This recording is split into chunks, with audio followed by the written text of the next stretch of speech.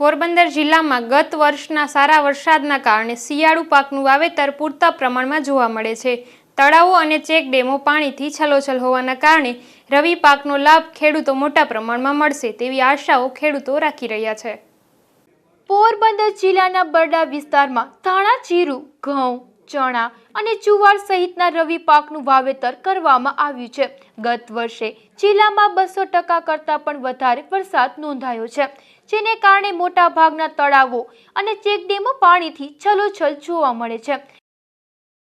રામભાઈ વડોદરા વાછોડાનો ખેડૂત તો હવે પાણી પુષ્કળ છે, પાણીનો પ્રશ્ન છે નહીં। પછી ધાણા, જીરું, ડુંગળીયું, બાજરા, જુવાર, ઘઉં, ચણા બધું વાવેતર સારામાં સારું છે। પણ તકલીફ ક્યાં છે કે ધાણા અને જીરામાં થોડી ઘણી ફુકારાનો દર્દ છે, બાકી બધાય સારામાં સારું છે, કોઈ ઘટતું નથી અત્યારે। સરકારની સુજલામ સુફલામ જેવી યોજનાઓનો લાભ મળતો હોવાથી ખેડૂતોને ફાયદો થશે। હાલ રવિ પાકની ખેતી સારી જોવા મળે છે અને ચોતરફ લીલોતરી જોવા મળી રહી છે।